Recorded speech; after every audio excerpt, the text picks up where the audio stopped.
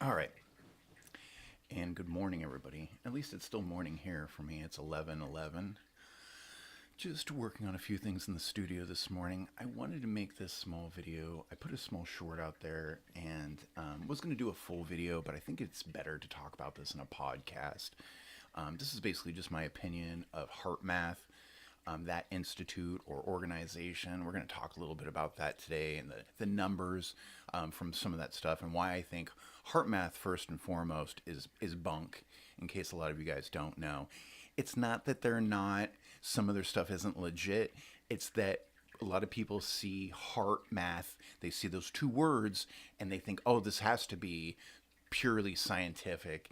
And from someone who is a scientific person, we'll dissect HeartMath today, and I'll show you what's right and what's wrong about that channel, YouTube, that institute, whatever you guys really want to call HeartMath. So first and foremost, the biggest problem I think that the scientific community has right now with HeartMath is a lot of like the literature that they cite in there and the numbers where they come from. You'll see some statistic, you'll go to look at where the resource was and where it came from. Some of it's just fine. Some of them, it's empirical data is what we would call it. It's known information. It's numbers that have been, it's not anything to do with theory. It's not anything to do with anything like that. The problem comes is when they give those stats, there's an asterisk, and I go to take a look at the resources that they got that information from. And some of that literature is, how do I say this? It's just not widely accepted in the scientific community as fact. A lot of books or a lot of research or a lot of stuff that gets released is theoretical research. Until a lot of those concepts can be tested with like the scientific method and presented in legit journals and cross-referenced with peers agreeing that, hey, this is something, it gets talked about, and then it gets accepted, and then it gets distributed amongst the top scientific community areas. We're talking about Oxford and Princeton and Yale. We're talking about where the think tanks are. We're talking about places where this information is vital to helping other research. So that's what I mean by some of the literature that HeartMath uses. It's just it's good information from a majority of it. What they talk about there that I like personally would be like heart rate, variability, studies and that kind of stuff, and emotional regulatory stuff. I do think there's big gains to be done by observing, practicing a lot of that. Don't get me wrong. That is proven physiology, and as well as a lot of that they see in there is really proven neuroscience today, especially in 2026. That's just a given. Like I said, we're going to go back to the problem why a lot of people see a HeartMath thing or they see a quote and they just take it straight to heart. And I give that warning sign, even to our known stuff, even for the equations that we feel confident about, those still get rewritten every once in a while. So when I see numbers from a place that isn't even that grounded, it's kind of a red flag to me anyways. Does it mean it's bad? Does it mean you can't, you shouldn't watch it? You shouldn't do stuff like that? No, don't get me wrong. And this is just my personal opinion. This is just how I approach a complicated scientific a problem, basically, or when I get information from things and I just do some research, because I found, especially on YouTube nowadays, and I found in a lot of these institutes, and that was another thing, is that when it gets called an .org or an institute, a lot of people take that as credibility, that this must be something, or a .edu, this must be something important that's been verified and is just absolute truth. And I think that's where some of the problems start coming in, especially in 2026. And that's actually where we solved major problems a long time ago in science as a whole. What a lot of smart people did, including Einstein and many others, is they went back to the drawing board of what do we actually really know? And then they started over from there. Because what happens with a lot of people over time is things get embellished, theories look so solid, and theories just become the norm. Teaching, regulations, this is the theory, and so that's what we're going to use. That's just the equation we're going to use. And the fact is, if it's still a theory, it's still a theory. And even Einstein's theories are still theories. A lot of them have been proven, and in numerous sciences, and so we slowly start accepting these as what we would call more of a universal truth. Even those are always can be refined, in my opinion, but we got to start with something. And like I said, when you see things, websites, YouTube channels, talkers coming from something that says edu, like it's a state or university, and they're talking about something that has to do with large energy field or mystic stuff, I think they're great for long-term study for theory. But when I get asked about the scientific merit of these, I would say some of it's okay, but I'm going to call the bullshit meter on some stuff. Why? Because I would call the bullshit meter on myself if I wasn't saying something that, like, it's kind of true. This stuff is, that's what we talk about. That's how we get to truths. That's how we get there. Is by crazy, wild ideas that come from unusual areas. And we're going to talk about that a little bit more on the next episode, but I am going to talk a little bit about that today. I want to talk about how HeartMath's theories and other sources are actually great. And this is what I mean by that. There was a lot of people in the past, Rahatmacha, Carver, there was a lot of people who had a very limited knowledge and their upbringing or a scholastic background, accolades. They didn't have any of that. And through sheer determination, love for the game, and a few other things, they cut through theory, math, everything we had, and developed things no one else had ever even thought of and dreamed of, and they were proven true. All you have to do is do a simple research of whatever science you're into, and there's always a scientist or two that is in that field that found that stuff that way.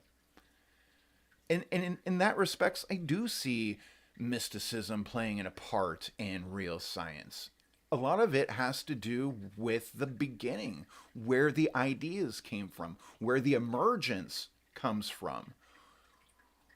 It's a wild thing about complexity theory and an emergence, and it's something that fascinates me, how small, simple things can actually end up being a very complicated and very profound knowledge in our world.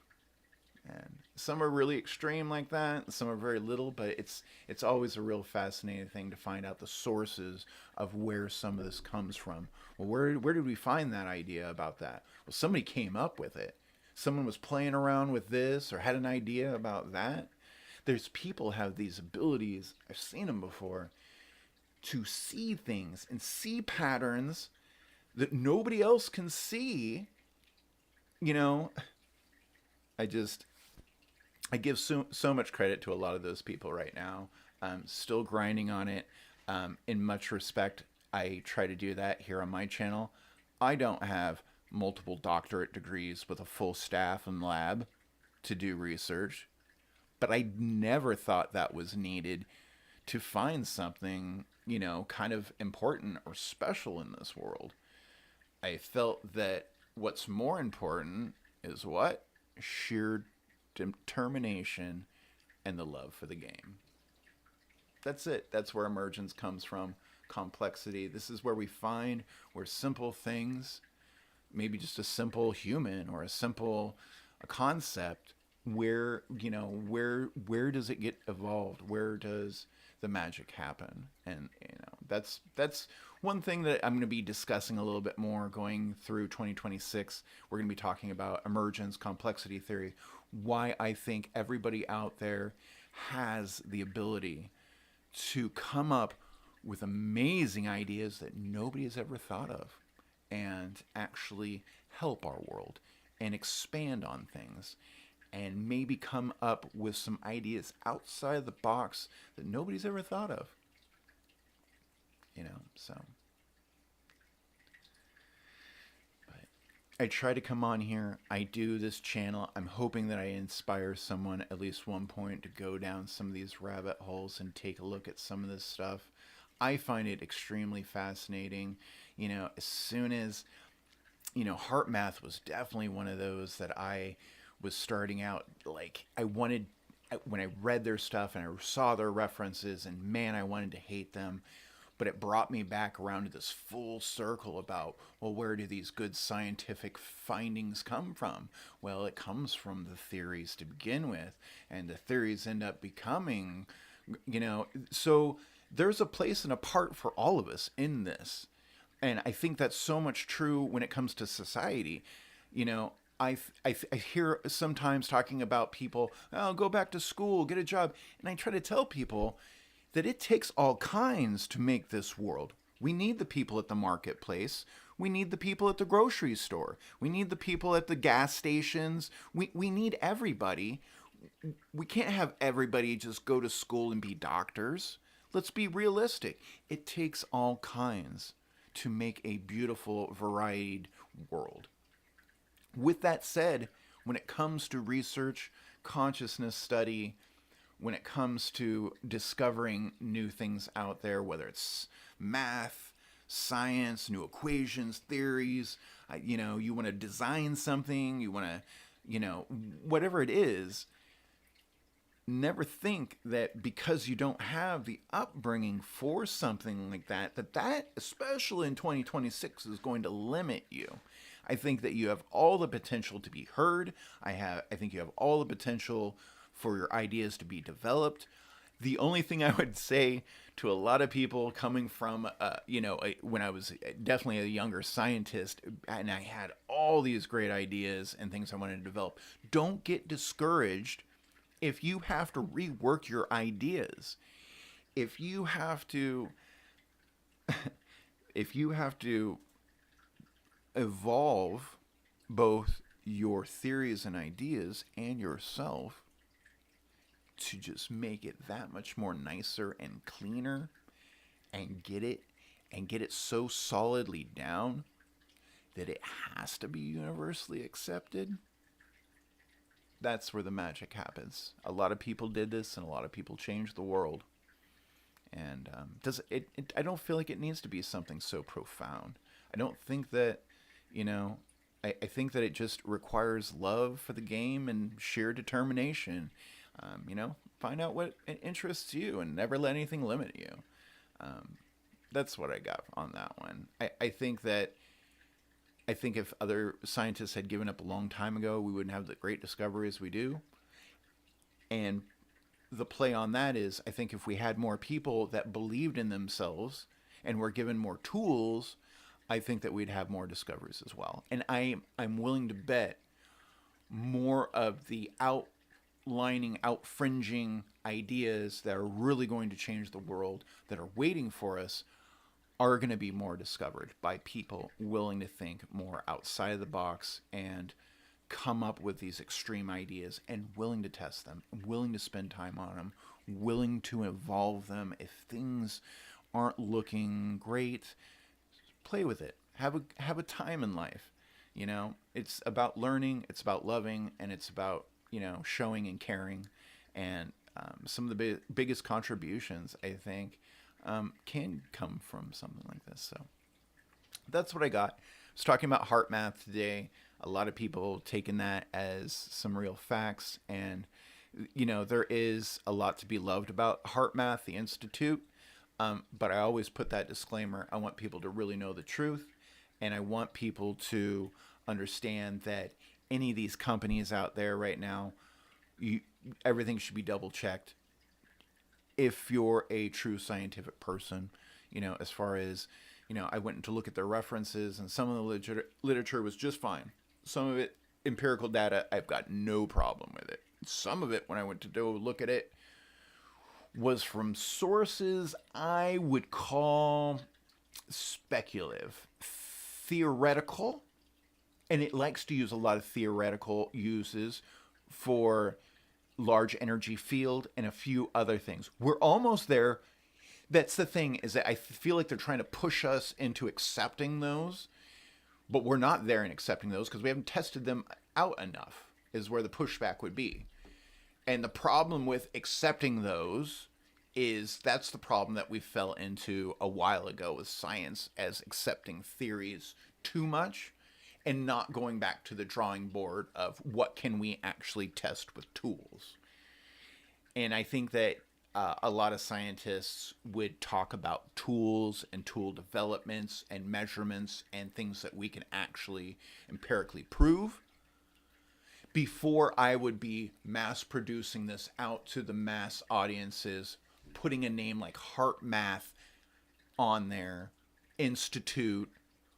It gives it that somewhat false impression that that name HeartMath and Institute is like it makes it feel like, oh, everything is legit. We just got to accept it. And it was designed that way. And that's not the truth. And that's the problem that I have with it. That's what I wanted to come on here and talk about today. Spitting the truth, spitting the game about science, doing my own independent research. If you've got anything, if you want me to look into things, let me know. I'm going to probably do a little bit of the orchestrated theory, a little bit. I talked a little bit. I made a video about that. And we still talk about some of the theories, of Penrose and his current theories. We've discussed that a little bit. But I will be making a new episode coming up talking about that. So hit that like, hit that subscribe. If you want me to discuss something, you want me to take a look at something, you want me to give you my honest opinion about something, put it in there. Black holes, dark matter, everything from science to consciousness. There's nothing I won't touch and give an honest opinion. I'm not sponsored. This is my own opinion. And I like to do deep dives. I like to discuss things. If I've missed something, if I got something wrong, I love it when, there is debate. Because debate, to me, is clarification. If somebody's got some empirical data that I haven't seen before that's maybe out, that's great. That's amazing. That's what we're looking for on the quest for truth, is empirical data. And we need testing. We need that over time. We need that information so we can say, is it steady information? Is it a constant? Is there variables? There's so much more we can do just by gathering this information, which thankfully that's a lot of what we're doing now with stars, telescopes, microscopes. There's a lot of great things like that. I look forward to the quantum entangled cameras. That's some real wild stuff you should go look at. Ghost imaging. The 2026 is going to be amazing, especially if we can get away from proprietary stuff and be more sharing, open concept, open sources. If you're rich out there, buy that shit and put it open source for everybody. I guarantee you'll see the human race move farther and further faster than any movement in the last history. And your name will be tied to that. So that's what I got. I wanted to give it to everybody. I'm going to keep spitting my truth, my game, what I think. And like I said, if anybody has anything, I am going to go back to doing some meditations.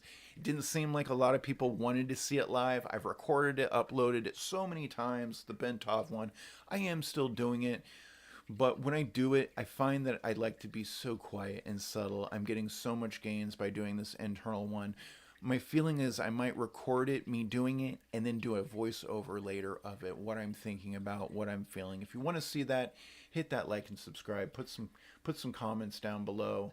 I'm going to continue working on my books. I'm really happy with how many people are enjoying them. I did release, for everybody who's watching, I could do this promotion where I can give away 2 of my free ebooks right now. Absolutely free.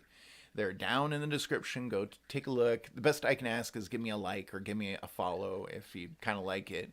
They're more technical a little bit, and they're maybe about subjects you guys don't really care for, but they're absolutely free, and I appreciate it. Just getting the free ones really still helps and motivates me to write more, do some more on my channel.